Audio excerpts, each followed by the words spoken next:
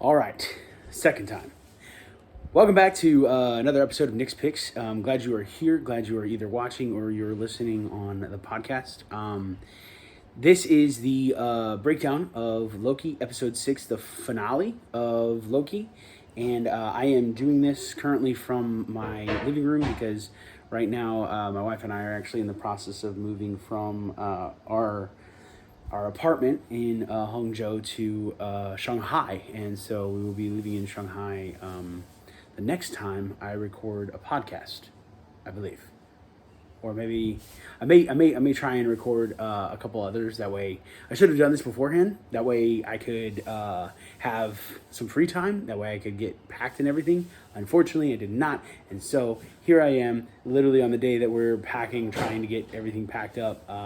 Got a few days until we move, and then once we move, then we will continue doing podcasts and doing other things in Shanghai. Anyway, this is a breakdown of episode 6, the finale, for all time, always. So this is where now Loki and Sylvie have gone through Eliath, and they have been able to control him and been able to open, I guess, basically a portal in order to be able to step into whoever controls the TVA into their abode, into their lair, into their place of living. And what we find out is that basically this guy goes by the name He Who Remains. Now, having done a little research on He Who Remains, the original comics showed this like really old guy, but in this episode, it's actually the guy who is slated to play Kong the Conqueror, Kang. I guess it's Kang or Kong. I say Kong because this is just my Chinese accent, so we'll say Kang. We'll say Kang, probably Kang the Conqueror. And so, but this iteration of him apparently is not that guy. Maybe, not sure. But anyway, so the guy who is slated to play Kang the Conqueror is playing He Who Remains in the last episode of Loki. And basically what he does is he explains that he was from the 31st century on Earth, and that he's discovered that there were multiple universes. But apparently, and after like, there were the other versions of him in these other universes also found out. And so they ended up going across universes, and they ended up figuring out, going across universes, and they ended up figuring out that each other, meeting each other and talking to each other and like kind of like bragging to each other. But then they decided that they wanted to conquer, they wanted to take over these other universes. That since now there are other worlds, well, now these other worlds need to be taken over. And so, or these other universes need to be taken over. And so there was what he called a multi-universal war. And so a war across universes. And so basically what ended up happening is he ended up being able to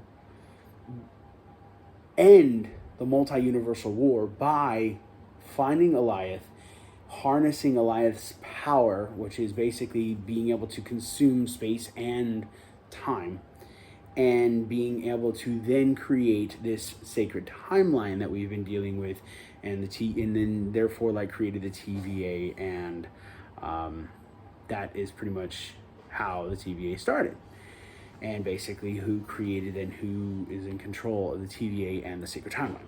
So after that, he then tells Loki and Sylvie. Now, Loki and Sylvie are trying to kill him. He ends up being able to... Oh, shoot, I should have probably told you guys at the beginning, but spoilers. Totally forgot that. It will be posted in the title, but yes, definitely spoilers. So they try to kill him, but he basically tells them, I know what you're going to do. Everything that you've done, I've seen it. It's been planned. I've already planned it to get to this point. So even up to the point where the Avengers were allowed to time travel and therefore create this variant Loki. According to He Who Remains, this was all part of a plan. This was all part of what he wanted, because he wanted ultimately for Sylvie and Loki to show up and to talk to him, so that he could explain his idea, his thought. So he gives them two choices, and he says, one choice, you can kill me, the devil, the puppet master, the person behind the curtain, and then bring upon yourselves this multi-universal war because of the different versions of himself who will, in the 31st century or in the 30th century, come and find or find out about the other universes. Or what they could do is they could actually take his place and kind of run the TVA, continue the timeline, and keep multi-universal war from happening. Well, basically then what happens is Sylvie ends up saying basically like, I'm going to kill you, and Loki is trying to reason with her and trying to talk. He just wants time to talk and try and figure out what might be the best course of action. So then they begin fighting. And so they fight. They use their powers to prevent, basically, Sylvie uses her power to get Loki out of her way. Loki uses his power to get Sylvie to come back. And so when that happened, the biggest issue, okay, cool. The biggest issue was that basically the final thing was Loki ended up putting himself in front of her, and as she was like trying to swing and kill He Who Remains, but prevents her from doing it, and then tells her, hey, we just gotta stop, just listen, let's just focus on this. She drops her sword, they kiss, and then she turns around as they're kissing, turns him around, and then apparently opens a time door, because He Who Remains had a dial on his hand that was basically how you create, I guess how he harnessed the power from Alioth is how the TVA has all of its power. The power to create time doors, the power to prune people, the power to go through different places in time, different different times and different places. And so with all of that, he had this pad on his wrist that he had taken off, and she had picked it up, opened a time door, pushed our Loki through, and then basically teleported him to the TVA. Now, back in the TVA, when Mobius ended up going back to the TVA, he ends up confronting Ravonna Renslayer, and basically trying to understand what her purpose was, what she was trying to do, in the sense that why she's still allowing the TVA, even though she's realized now that they're all variants, why she's allowing the TVA, or why she wants the TVA to continue going. And she basically is saying that it needs to happen. It's the better of the two evils, I guess. Before that, I forgot to mention this. We see Miss Minutes. We see that Ravonna's TimPad is downloading files, and so Miss Minutes comes to her and says, hey, here are the files. And she picks up the files, she picks up her TimPad, and she looks, and she's like, this doesn't tell me anything about who created the TVA. And Miss Minutes is like, well, no, that's actually because he thinks this information is more important. So there's that little thing, which is interesting, and I'll talk about that later. But later on, Mobius confronts Ravonna, and she's like basically saying, hey, look, we need the TVA. And Mobius is like, well, what about free will? And she's like, only one should have free will, the one who's in charge. That's it. And so she's really caught on to this. And then she ends up escaping through a time door, and what she says is she's looking for free will. She's in search of free will. So then we see Mobius and B-15 seeing now that there are branches in the timeline. And what I forgot to mention is that there was a moment where basically He Who Remains was like, I don't know what's going to happen after this moment. Like, there's a threshold, or the threshold. where now past this moment, I have no idea what is going to happen. I haven't seen this. This is new to me. So, I don't know. At that moment, we see the timeline branching off into many different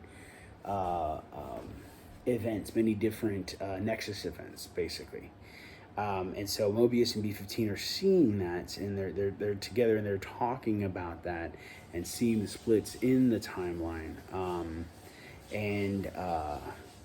So back to He Who Remains and Sylvie. So they are in his tower by themselves, and basically Sylvie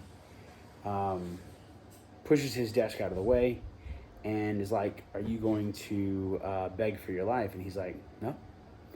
And then she plunges her sword into his chest, therefore killing him, therefore allowing these branches in the timeline to happen. And so now it seems like Marvel is actually going to start delving more into just multiverses, which we kind of knew with Doctor Strange and the Multiverse of Madness.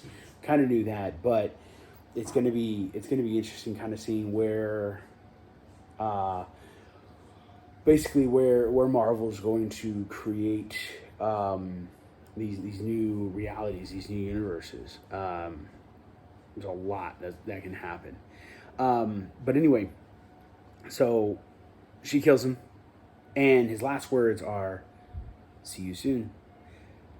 So go back to the TVA. Our Loki is there. He goes running through the halls.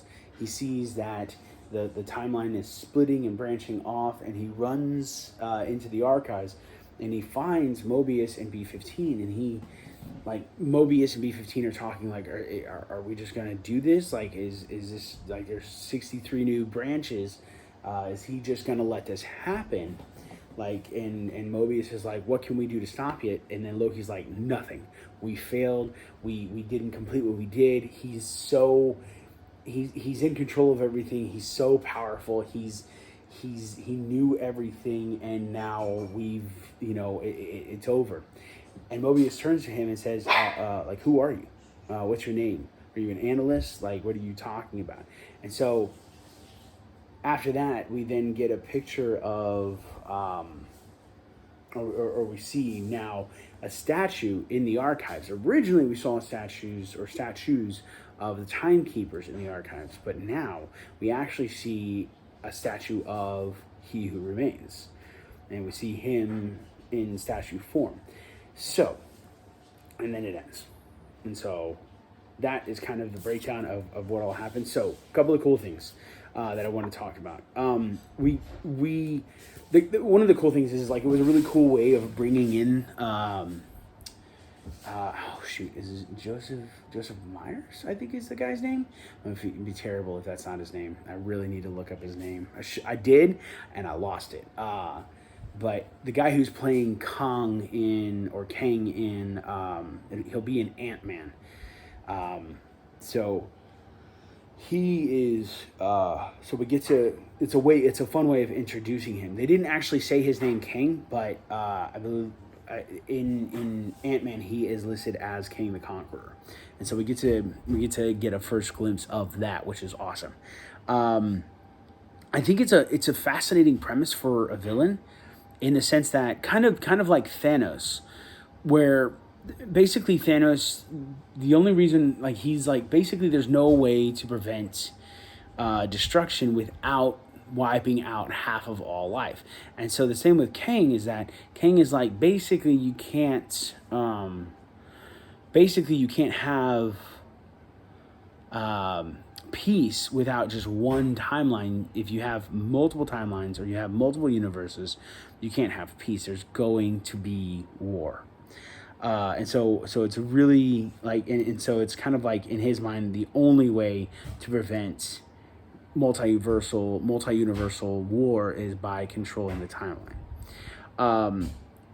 one of the really cool things is we finally get to see Loki and Sylvie kiss after especially after episode 3, where we kind of feel like they were kind of having this romantic thing. Finally, in episode 6, we actually get to see them kiss, but unfortunately, it's not in like a loving manner, but more so in a Sylvie's just trying to control the situation manner, and then pushes our Loki through a time door. Another really cool thing was when He Who Remains said, "See you soon." I thought that was really fascinating. It's going to be, again, like for me, I'm not sure because I'm just not having read any of the comics, but just thinking about how crazy and how intense it can all be in order. And I don't know, maybe I don't know. It kind of seems like, it kind of feels like maybe Marvel is now kind of like starting, instead of going down this one path where kind of everybody was going towards this common goal of like defeating Thanos. Now there may be multiple different goals that each person or each group of people are actually trying to complete, because like I guess just different levels of power, or different levels of or different times, maybe, and different places. And so it's kind of interesting that that's happening. And so I'm interested to see what's going to come next. And now Kang is in the TVA. Now the statue, I think the statue was really cool, and I think that it's a really exciting thing to kind of see how he's going to be the leader, instead of the timekeepers, instead of having the timekeepers as like a buffer zone, how he, as potentially the ruler or the conqueror of this timeline. And well, we'll get to that in a little bit, but like how like to see how that's going to happen. Another cool thing is that there is going to be a season 2, so I'm really excited about that. This is one, like I guess the good thing, like WandaVision probably not going to have a season 2. Falcon and the Winter Soldier not really good enough to have a season 2, so I'm really excited that Loki is getting a second season, because I'm really curious to see what happens there. Some questionable things that I've got questions about. It seemed like Sylvie was a little too quick, like her character was a little too quick to all of a sudden distrust Loki. After battling with him, after fighting Goliath with him, after going to the void with him. But I guess she was trying to figure out who was at the end of the void, and trying to figure out who was in control of the TVA ultimately as her ultimate goal. And so when Loki was like challenging her to not kill the guy who controls everything, that was where it would flip. But it just seemed a little too quick. I am curious what files Ravonna got from Miss Minutes, or what files He Who Remains gave her. I have my own guess, and I'll get to that in a little bit. How did one question that I still don't understand, or one thing that I still don't get even after all of these episodes, is how in the world did He Who Remains, like how did he control the minds of all the variants that work for him in the TVA? Like what did they do? Like how did they clear their minds, or how did they change their memories? That I want to know. I'm still curious about that. And the other thing that's kind of interesting and kind of sad is what happened to our versions of Mobius and B-15. Because the Mobius and B-15 that we saw Loki run into are not the same. They don't even know who he is. And so that's kind of a concerning thing. Like I'd love to know where ours are. So here's what I think is going to happen. Here are my guesses as to what is going to happen. Ravonna is off. So one of the things that I found out is that apparently Ravonna Renslayer is somehow connected to Kang the Conqueror in the comics as like a potential like lover or love interest, or even possibly girlfriend. And so she, I think what she did is she went to find the the future version of Kang the Conqueror from this timeline, and potentially gave him information that would help him or would guide him into becoming the ruler of the TVA for this moment. Oh, question that I do have. One of the things that's interesting is, so if Kang the Conqueror is in charge of the TVA, why is it that he's allowing the branches in the timeline to happen? Because Mobius and B-15 are talking about these branches, and I'm wondering why is it that that he's allowing these to happen. I would imagine, this is just my guess, he is Kang the Conqueror, and in order to conquer multiple universes, you kind of have to have multiple universes, and so allowing the branches to happen. So maybe our Ravonna went into the future, met the Kang that became He Who Remains, but told him what was going down, and then that Kang then comes back, creates a TVA, but then allows the branches to happen so that he can actually begin conquering these other universes. That's just my assumption. I think that's my guess, is that she went there. I think that that's what's going to happen in the future. He is going to be the big villain, and that he's going to be working on conquering these different universes. That basically the TVA changed, flipped, and now with him at the helm versus these fake timekeepers, and that they're now he's going to work on conquering all of these different universes and getting them completely under his rule, and having all of these different timelines and universes under his control. That's what I assume. That's what I imagine. Overall, so this episode, I would probably say it wasn't the best episode. Definitely wasn't like episode 4 or even like episode 5, where those were a little bit more intense and a little bit more action packed, a little bit more storyline focused, a little bit more exciting. But this was finally a culmination of like what we had been waiting for the whole season. And so it was really nice to be able to kind of get this. And I still, in my mind, this is just how I feel. The guy who plays He Who Remains, who eventually will play Kang the Conqueror, and I have to preface this. I haven't really watched any of his work outside of this. I know he was in Love Country or Lovecraft Country. My wife and I tried to watch that one time. It didn't work out well, but in this particular episode, he just kind of seemed to be more whimsical, more comedic, more kind of goofy, and not as terrifying as, it wasn't quite as terrifying as Thanos. It wasn't really on par with how I view Thanos, or like how kind of like scary Josh Brolin was as Thanos.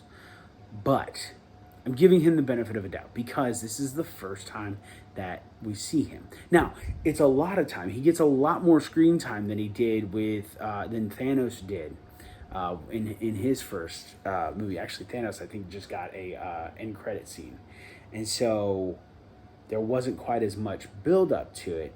And so with this, I'm very curious and very interested to see how Kang the Conqueror is versus He Who Remains, and how he plays that character differently, how he plays his character in a different way, because that character is a different version of He Who Remains.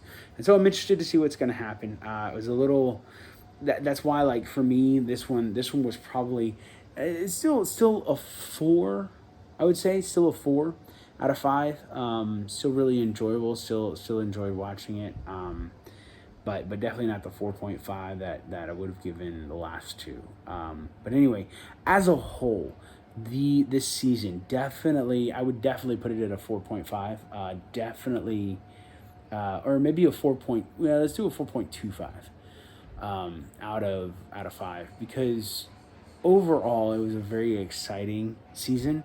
Overall, it was fun to see, and I am excited to get to the next season to see what else comes along. So it was definitely worth the wait, definitely enjoyable, and it definitely made up for, in my mind, Falcon and the Winter Soldier. Because again, Falcon and the Winter Soldier to me were just kind of like I just feel like that season was just kind of, I feel like those characters and that season was just kind of wasted. And so I'm really excited about Loki. I'm really glad he's going to come back. I'm not too sure where Falcon and Winter Soldier are going to go. I'm excited to see Wanda come back. I mean, I'm excited to see all of them back, but I don't want to see another season of Falcon Winter Soldier. I don't think it deserves that. Another season of Loki, definitely, just to see him stuck in the TVA. And I would like to see, I guess one more question that I do have is like, I wonder if he'll be able to re-enter the same timeline as the Avengers that we know. Anyway, thanks for listening. I would love to hear your opinions about this episode if you got to watch it. Just either send me a message on the podcast or in the reviews in the podcast or in the comments below this video on YouTube. Thanks again so much for listening. Thank you for being here. If you like it, subscribe. I'll be posting more reviews in the coming weeks. I'm going to try and do at least one review every week of either movies that I watched, movies that have come out, like Black Widow. I'm planning on doing a review for that movie here very soon. Enjoyed it, but anyway, just leave comments below, subscribe, just be listening, tuning back in for next episode, and yeah, that's all I've got. So you're free to go.